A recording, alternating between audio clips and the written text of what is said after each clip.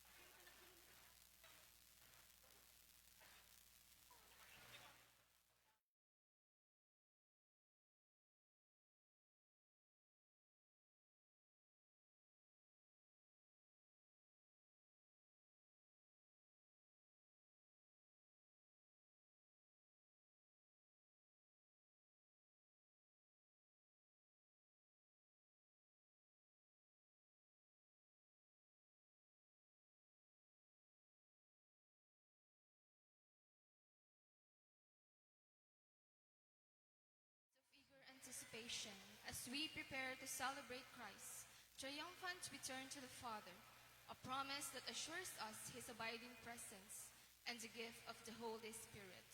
We are especially blessed today to celebrate the Baccalaureate Mass of Class 2026. Please all rise as we offer our Philippine national flag together with our university flag, medals, ribbons, and certificates. The Philippine National Flag. As we gather today here at the Holy Sacrifice of the Mass in celebration of the Baccalaureate Mass 2026, may we always be reminded of the blood, bravery, and gallantry of every Filipino who gave their lives for the glory of our country. May we also pray for all Filipinos who compassionately and unselfishly carrying this flag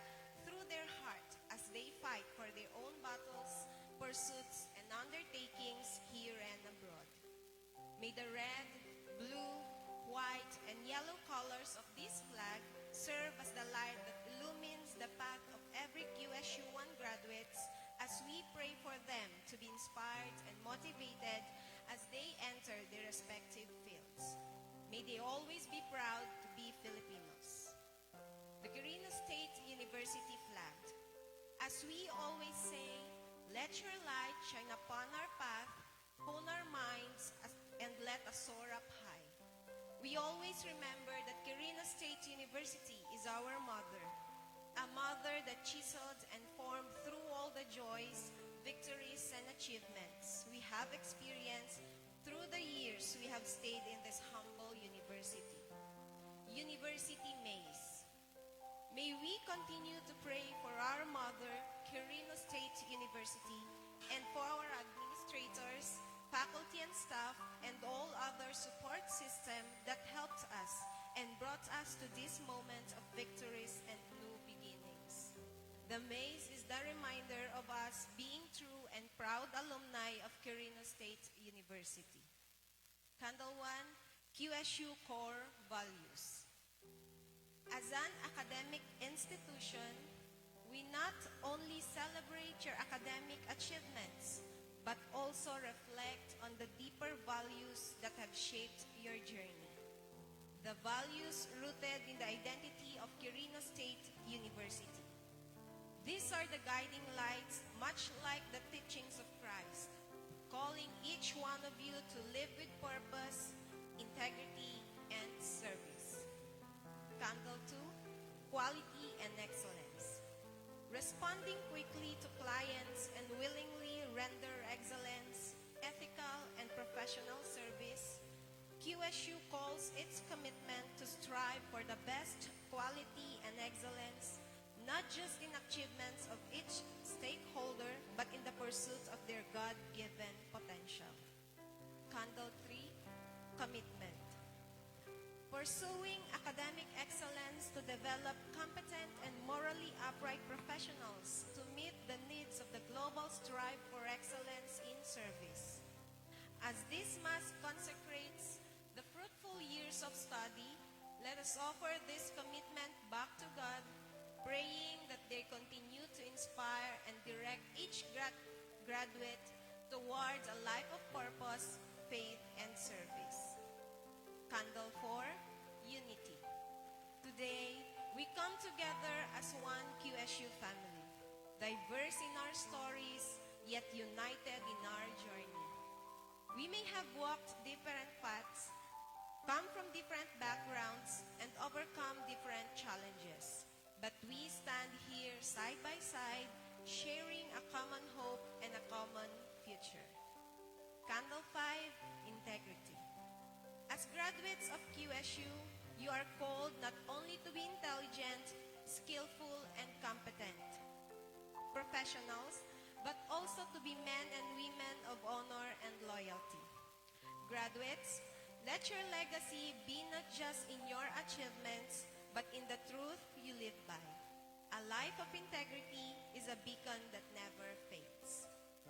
Diplomas, certificates, medals, and ribbons. The symbol of our efforts and achievements. For every venture and struggle, there is success and honor. We labored and we gave our best to our studies, curricular challenges, extracurricular activities, and psychomotor development and growth. Now, you harvest what you planted. These ribbons, medals, and diplomas will forever be your token for the many hardships you placed forth in your studies. We thank God in this solemn Mass for His never-ending guidance and support. May it serve as a token of gratitude to the people behind your success. Brothers and sisters in Christ, graduates of Batch 2026, Mabuhay. With hearts full of gratitude, we gather around the table of the Lord this morning so that upon His altar, we can offer together with the sacrifice of our Lord Jesus all the pains, defeats, disappointments, as well as the joys, victories, and achievements you experienced through the years of your academic formation in Quirino State University. Our Mass presider for this morning is Reverend Father Johnson C. Logan, parish priest of St. Joseph the Worker Parish, Tifon Quirino. Please remain standing as we join the choir in singing our entrance hymn.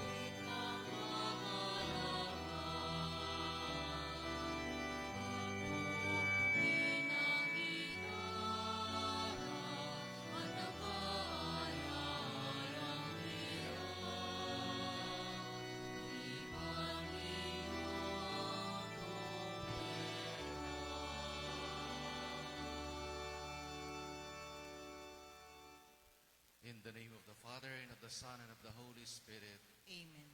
The grace of our Lord Jesus Christ, and the love of God, and the communion of the Holy Spirit be with you all. And with your spirit. Dear sisters and brothers, God loves us very much. Unworthy though we are, He gave us all our necessary blessings and graces to reach this moment of victory and success, the graduation day of our beloved sons and daughters.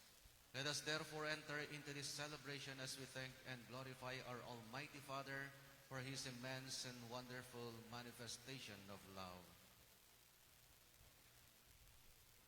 My dear brethren, let us acknowledge our sins and so prepare ourselves to celebrate the sacred mysteries. I confess, Almighty God, And to you, my brothers and sisters, that I have greatly sinned in my thoughts and in my words, in what I have done and in what I have failed to do. Through my fault, through my most grievous fault. Therefore I ask Blessed Mary, ever Virgin, all the angels and saints, and you, my brothers and sisters, to pray for me to the Lord our God. may Almighty God have mercy on us, forgive us our sins, and bring us to everlasting life. Amen.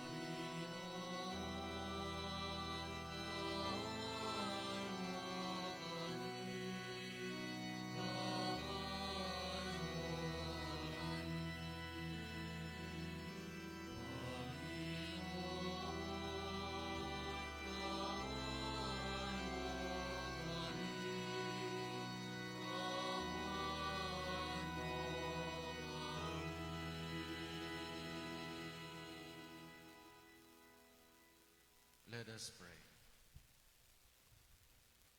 Grant us, O Lord, we pray, that the course of our world may be directed by your peaceful rule, and that your church may rejoice, untroubled in her devotion.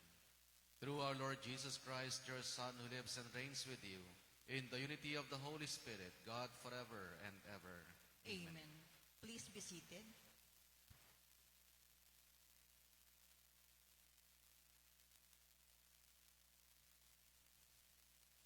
A reading from the book of Sirach. I thank the Lord and I praise him. I bless the name of the Lord. When I was young and innocent, I sought wisdom openly in my prayer. I prayed for her before the temple, and I will seek her until the end. And she flourished as a grape soon ripe. My heart delighted in her. My feet kept to the level path, because from earliest youth I was familiar with her. In a short time, I paid heed. I met with great instruction. Since in this way I have profited, I will give my teacher grateful praise. I became resolutely devoted to her. The good I persistently strove for. My soul was tormented in seeking her. My hand opened her gate, and I came to know her secrets. I directed my soul to her, and in cleanness I attained to her. The word of the Lord. Thanks be to God.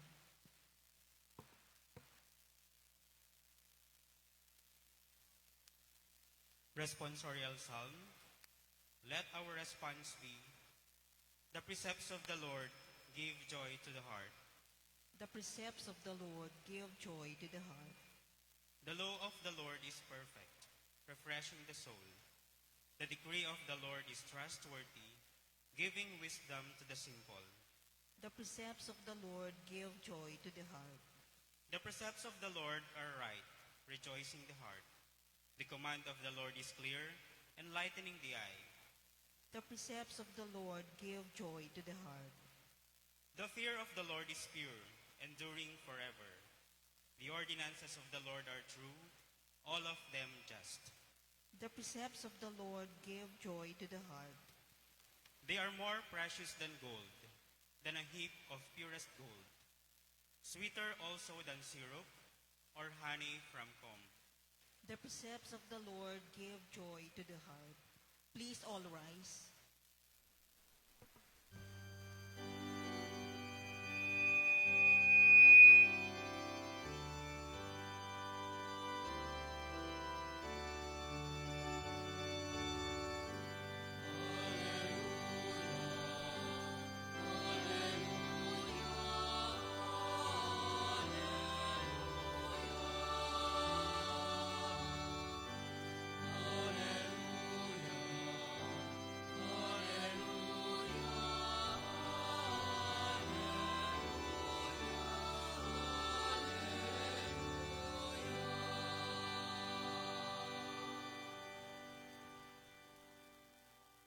The Lord be with you.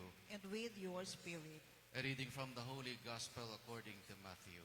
Glory to you, O Lord. Jesus said to his disciples, "Stop judging, that you may not be judged. For as you judge, so will you be judged. And the measure with which you measure will be measured out to you. Why do you notice the splinter in your brother's eye, but do not perceive the wooden beam in your own eye? How can you say to your brother, 'Let me remove the splinter from your eye,' while the wooden beam is in your eye? You hypocrite, remove the wooden beam from your eye first, then you will see clearly to remove the splinter from your brother's eye." The Gospel of the Lord. Praise to you, Lord Jesus Christ. Please be seated. Magandang umaga po sa ating lahat, mga kapatid ko kay Kristo. Una sa lahat ay palakpakan natin ang Panginoon sa magandang araw na ito. Palakpakan din natin ang ating mga magulang. Siyempre, ang ating mga guro, mga professors. And more importantly, palakpakan natin yung mga magtatapos bukas, no? Bukas. Congratulations. First, I would like to share with us a reflection on our gospel for today. Stop judging that you may not be judged. Madalas ay tayo humuhusga sa kapwa. Mas madaling i-audit ang ibang tao kaysa ating sarili. Mas madaling makita yung mali ng iba kaysa ang ating sarili. Kaya naman, sa ating ebanghelyo ngayon, paalala sa atin, huwag husgahan ang kapwa. Huwag humusga sa kapwa. At idinagdag pa dito, the measure with which you measure will be measured out to you. Kung minsan, kahit hindi tayo oriental, yung philosophy natin or ang relihiyon natin, ang term nila dito, kung minsan, ay yung karma. Karma. So, do not judge others. Baka babalik din sa'yo. Pangalawa, itong parang imposible na figure na pinakita ni Jesus. Alam niyo ba yung splinter?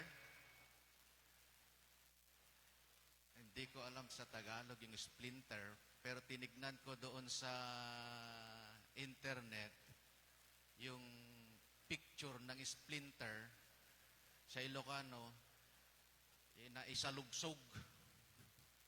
Batit nga banag, splinter. And then he followed about the wooden beam. So, malaking diferensya ang splinter tsaka wooden beam.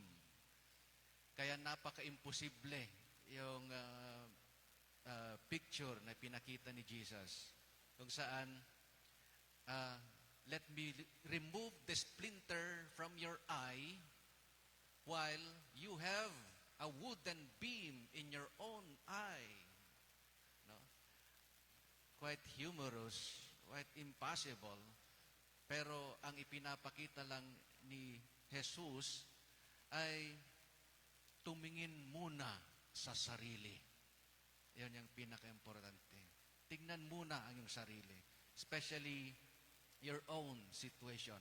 Assess your own situation before looking into the other person.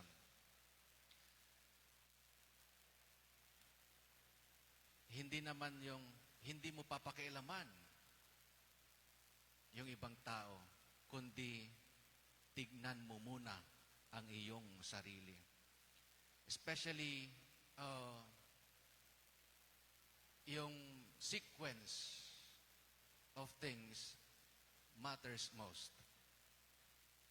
Na bago mo tanggalin yung splinter sa ibang tao, sa mata ng ibang tao, tanggalin mo muna yung wooden beam sa iyong mata. Ibig sabihin, pag natanggal mo yung wooden beam sa iyong mata, you can see clearly the splinter na maliit doon sa ibang tao. Mas madaling intindihin ang ibang tao kung mas naiintindihan mo at kilala mo ang iyong sarili. Mas madaling pumuna ng ibang tao kung ang sarili ang pagbabasihan. Kaya naman maraming pagkakataon kung saan kung pinupuna mo yung ibang tao, sasabihin sa'yo, babalik sa'yo, tumingin ka muna sa sarili mo. Manalamin ka. Look at yourself. So, ito ang challenge at hamon sa atin ng ating gospel ngayon. Una, do not judge. Do not judge other people. If you are judging, perhaps you are playing like a god. Second, look into yourself first before looking into the other. No? Merong isang kasabihan, yung Latin, ang kasabihan, sinabi niya, nemo dat quod non habet. No? You cannot give what you do not have. No? Ibang pagkasabi lang, pero ganun din. Unahin muna ang sarili bago ang iba. Tingnan mo muna ang iyong sarili bago ang iba. Iwasto muna ang iyong sarili bago ang iba. No? Ganon din sa kabuuan ng ating buhay. We will encounter a lot of these situations about judging other people, about judging situations, and of course, this thing about helping other people, correcting other people, or maybe addressing the wrong of other people. Again, sinabi ko kanina, napakadali kasi mag-audit ng iba kaysa yung ating sarili. May mga napapansin nga yung iba eh. No? Yung karpintero, hindi niya magawang maganda yung kanyang sariling bahay. Ano? Minsan yung doktor, manggagamot, hindi niya din magamot at madisiplina ang kanyang sarili. Sinasabi niya ito, yung mga pasyente niya, but he cannot do it on himself. Ano? It may happen many times in our life. So this is just a reminder. And lastly, my dear friends, especially kayo mga magtatapos, naabot nyo ang finish line. Congratulations. Marami kayong pinagdaanan. Marami kayong pinagdaanan. Para sa iba, napakadali lang. Para sa iba, mahirap ang pinagdaanan. Sabalit, pare-parehas pa rin kayong magtatapos. At sa pagtatapos na ito, mag-uumpisa na naman ang starting line. No? Kaya naman, sa pag-uumpisa na naman ng starting line sa inyong buhay, sana ay matapos nyo din ng may kaayusan, no? Kagaya ng inyong pagtatapos ngayong araw or bukas, no? Ngayong pagtatapos ninyo. So, just a friendly reminder. Ano? Una, do not forget to celebrate your achievement. Celebrate your success. No? Celebrate. And of course, celebrating your success is recognizing your achievement, your success, and even recognizing the difficult things that you have been through. No? Always celebrate even the little success that you have. No? Second, no? Always think that you are not complete. We are unfinished project. Always unfinished project. Kaya nga, may mga tao na talagang hindi nagsasawa sa pag-aaral. Kaya, ewan ko kung napansin nyo na rin, lately nga, may pumasang abogado, magsi-70 na. No? Ah, they did not stop learning. No? Kaya, ang buhay, no, hindi nagtatapos sa isang achievement. No? Hindi nagtatapos sa isang achievement. No? Kaya nga, kahit din sa mga organization, you have goal for maybe 2028 or goal for 2030. Pag natapos yun, another goal, no, for another 5 years or 10 years. No? Ganon din sa atin, sa ating buhay. You may have achieved your goal for 2026, have another goal for maybe the next 5 years or 10 years of your life. Do not stop learning. We are continuous project. Continuous project. And third, please always be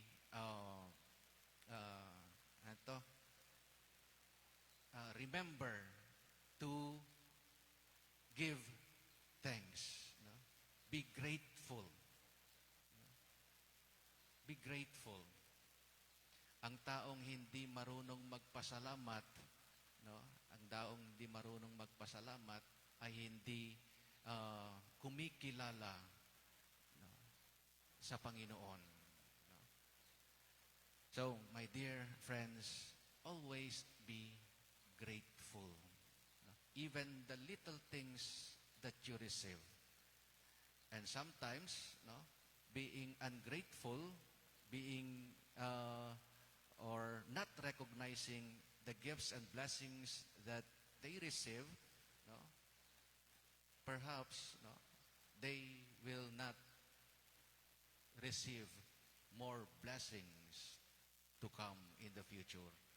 So, be grateful always. Amen.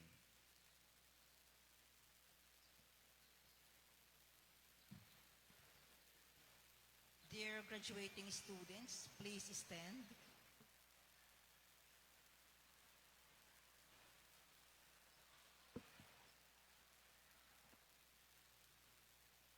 Reverend Father, we, the graduating students, present with joy these diplomas, medals, and other school awards for which we worked during our school years.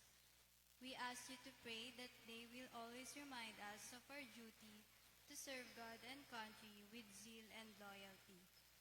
We ask you to bless us as we face the next stage of our life.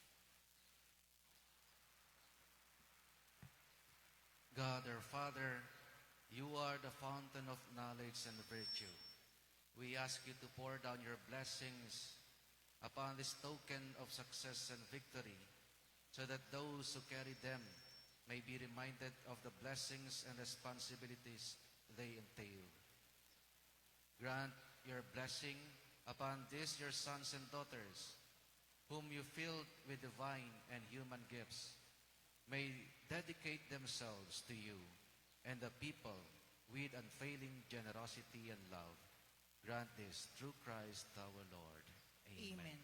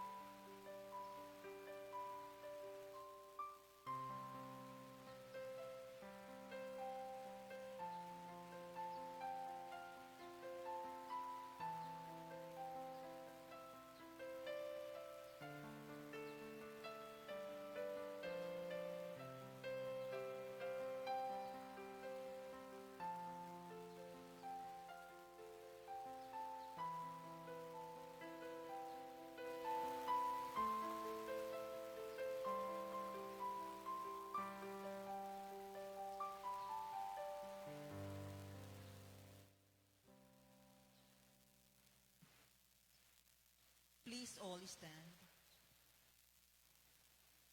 Graduation is an end and a beginning. It celebrates what was accomplished and welcomes another stage of life. Let us pray that God continue to be our guide and our friend. Full of trust in Him, we pray. Lord, graciously hear us. Lord, graciously hear us. For the Church, that the desire of its youth to see the gospel message take hold in our world might help renew the faith of God's people everywhere. Let us pray to the Lord. Lord, graciously hear us. For us, the graduating batch, that we may be given a deep sense of joy in the mystery of our calling to work with Christ in our chosen fields, tempered by a deep sense of our own delicacy, so that in humility we may always be open to God's saving word. Let us pray to the Lord.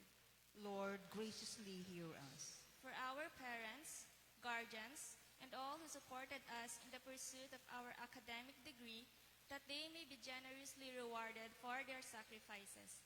Let us pray to the Lord. Lord, graciously hear us. For our mentors and professors, that they may always sought inspiration from Christ, the good teacher, and never go weary in the vocation of teaching and transforming the young. Let us pray to the Lord.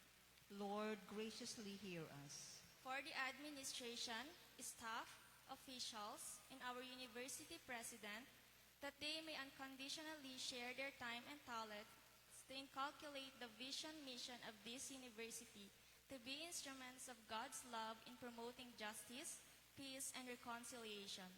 Let us pray to the Lord. Lord, graciously hear us. For Quirino State University, that it will always be a cradle of wisdom, hope, and truth, and that it will remain in service to God and humanity. Let us pray to the Lord. Lord, graciously hear us. Let us pray in silence for our personal intention.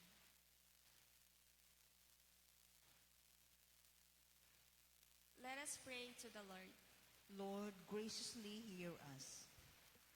Lord God, source of all goodness and strength, we thank you for all your generosity to us and for accepting us in spite of our unworthiness. Continue to empower us to work for the good of the church as brothers and sisters of Jesus, your Son, who lives and reigns forever and ever. Amen. Please all be seated.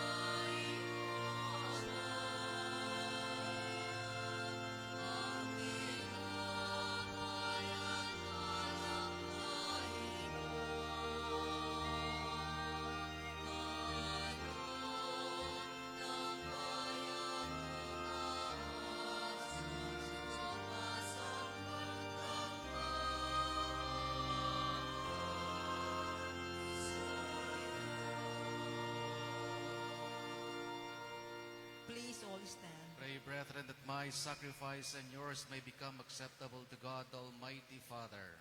May the Lord accept the sacrifice at your hands for the praise and glory of his name, for our good and the good of all his holy church.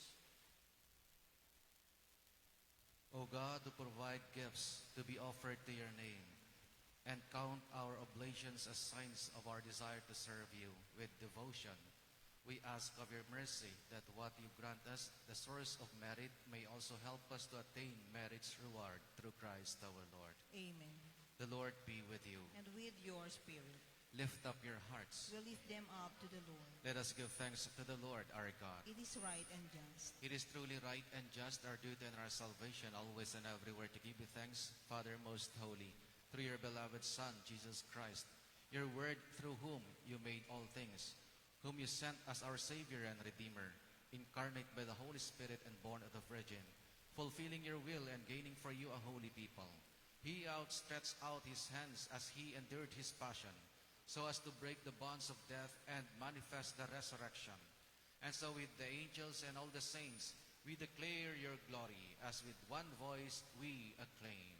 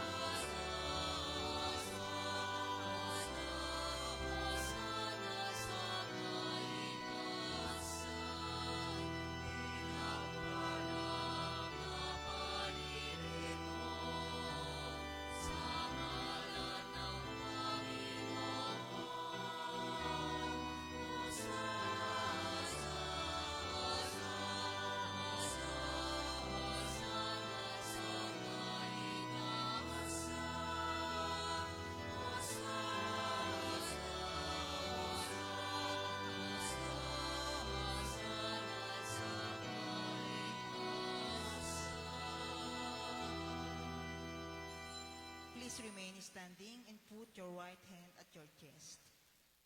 You are indeed holy, O Lord, the fount of all holiness. Make holy, therefore, these gifts, we pray, by sending down your Spirit upon them like the dew fall, so that they may become for us the body and blood of our Lord Jesus Christ. At the time he was betrayed and entered willingly into his passion, he took bread and, giving thanks, broke it, and gave it to his disciples, saying, "Take this, all of you, and eat of it, for this is my body, which will be given up for you."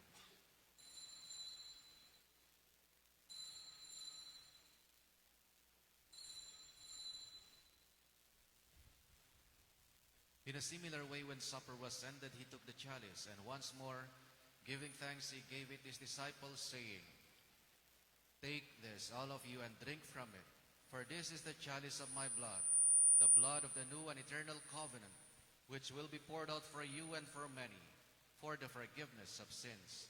Do this in memory of me."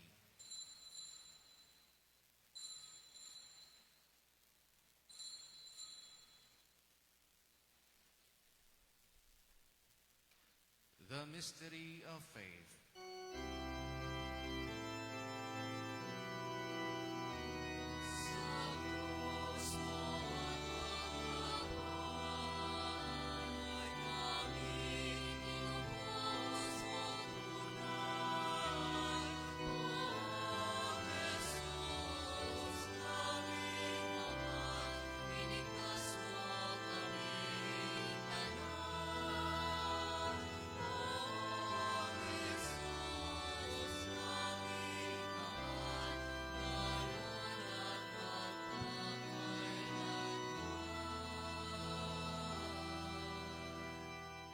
Therefore, as we celebrate the memorial of his death and resurrection, we offer you, Lord, the bread of life and a chalice of salvation. Giving thanks that you have held us worthy to be in your presence and minister to you, humbly we pray that partaking of the body and blood of Christ, we may be gathered into one by the Holy Spirit.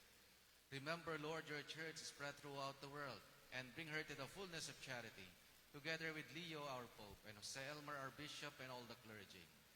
Remember also our brothers and sisters who have fallen asleep in the hope of the resurrection, and all who have died in your mercy. Welcome them into the light of your face. Have mercy on us all, we pray, that with the Blessed Virgin Mary, Mother of God, with Blessed Joseph, her spouse, with the blessed apostles and all the saints who have pleased you throughout the ages, we may merit to be co-heirs to eternal life, and may praise and glorify you through your Son, Jesus Christ. Through him and with him and in him, O God, Almighty Father, in the unity of the Holy Spirit, all glory and honor is yours forever and ever.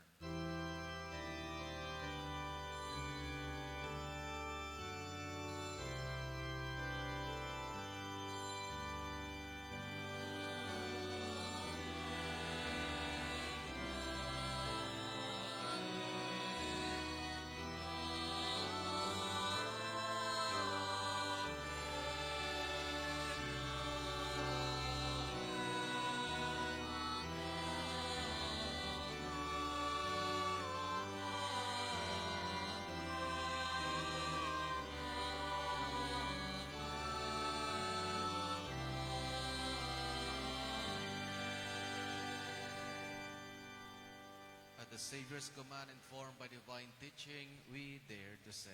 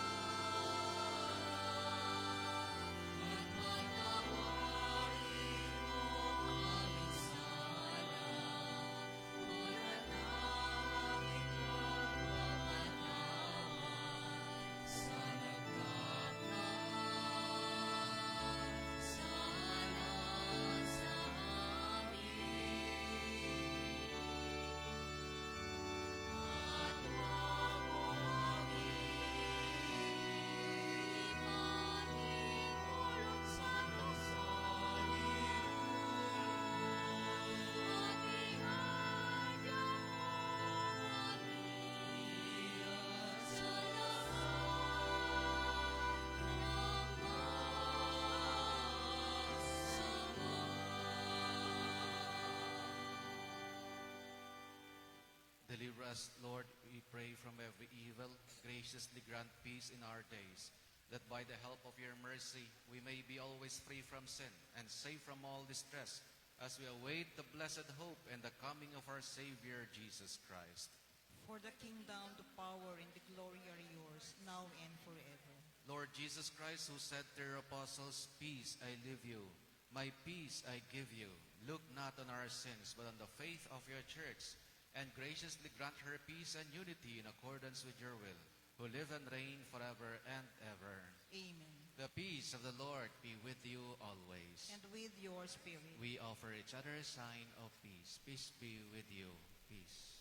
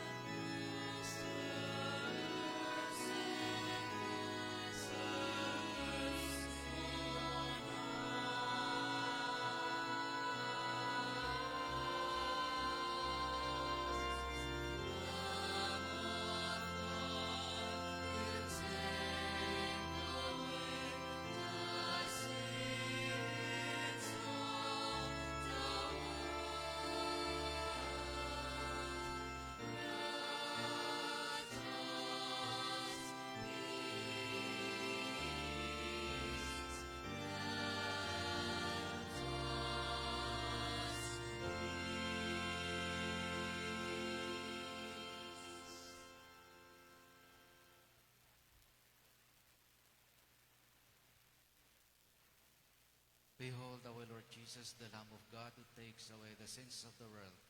Happy are we who are invited to receive him. Lord, I am not worthy that you should enter under my roof, but only say the word, and my soul shall be healed.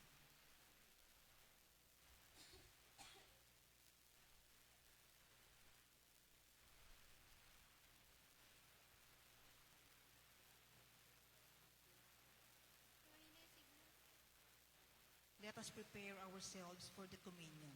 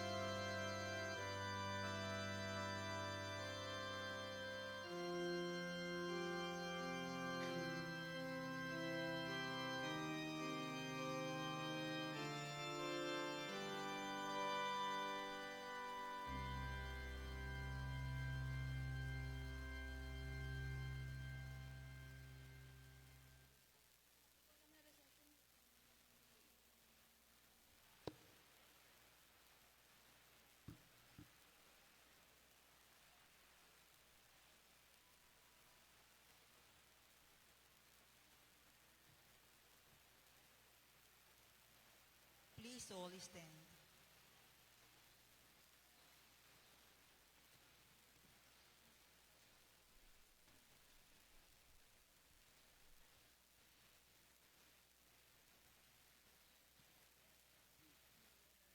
Let us pray.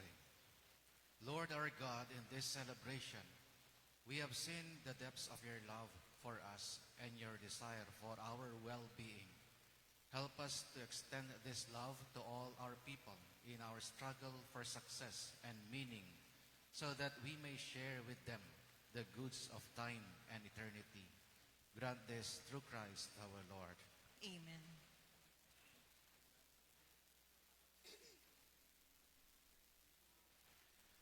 Blessing of the diplomas, ribbons, medals, certificates. God our Father, you are the fountain of knowledge and virtue. We ask you to pour down your blessings upon this token of success and victory, so that those who carry them may be reminded of the blessing and responsibilities they entail. All this we ask through Christ our Lord. Amen. Amen.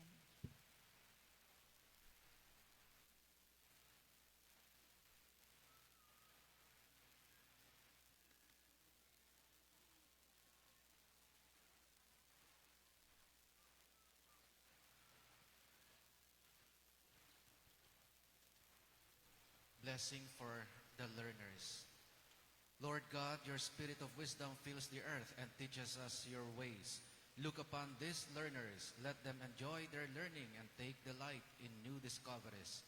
Help them to persevere in their studies and give them the desire to learn all things well. Amen. Blessing for the educators. Look upon these teachers. Let them strive to share their knowledge with gentle patience and endeavor, always to bring the truth to eager minds. Grant that they may follow Jesus Christ, the way, the truth, and the life, forever and ever. Amen. Blessing for the parents. Look upon these parents. Fortify their love for their children. Grant them endurance to give their best efforts in order to guide and bring up their children to become like your Son, Jesus. Grant them good opportunities for a living, so that they can provide for all the needs of their children. All this we ask through Christ our Lord. Amen.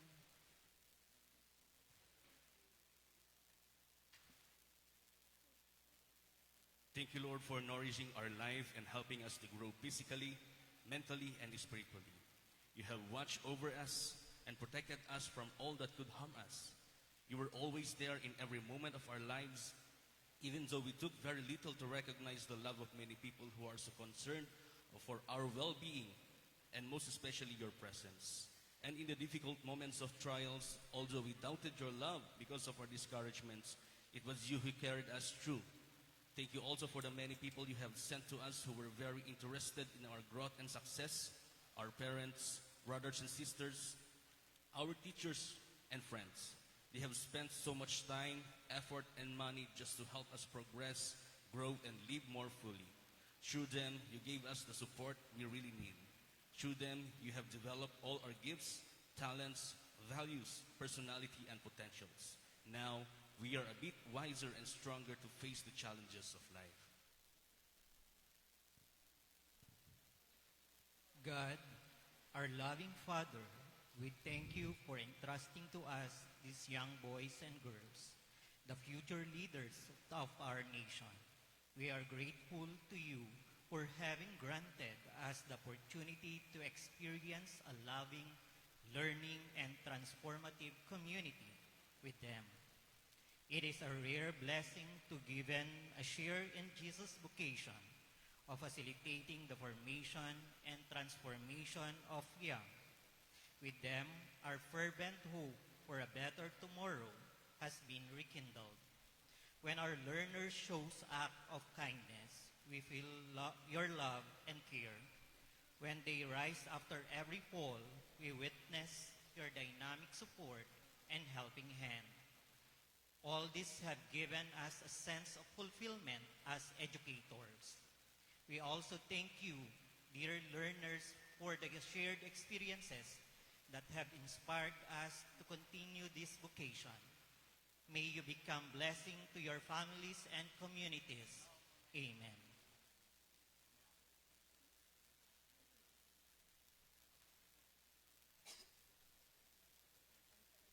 Loving Father in heaven, source of all that we have, we offer you our thanksgiving for your wondrous deeds and for all making all things possible. We also thank you, our beloved Quirino State University, which help our children harness their gifts and give direction to our on how and for whom these gifts should be given. We also thank the administrators, faculty, and staff who have acted as our partners in the formation of our children while in school. With your guidance and protection, our dream has come true. Lord, we beg you to continue to pour out your blessings upon our children. Kindle in them the fire of your love, that they may have a truly Christian life. Bless and help us too, the parents, that we may live the exemplary lives and be their inspiration to live righteously the rest of our lives. For all that has been and for all that will be, we praise and thank you, Lord. Amen.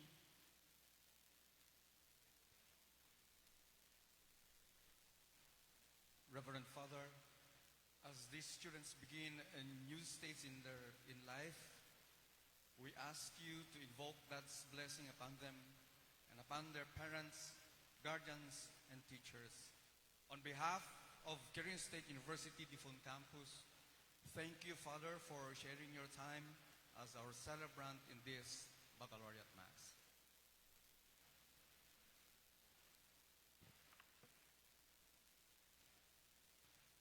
The Lord be with you. And with your spirit.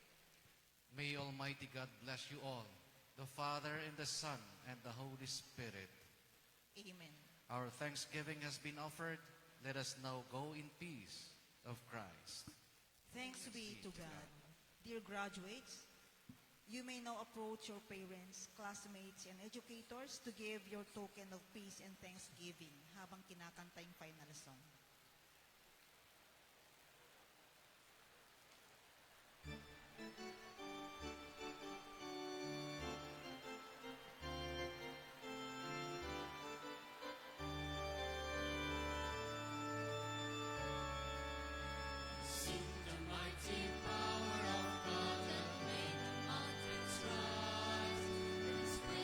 Flowing seas of broad and built a lofty skies.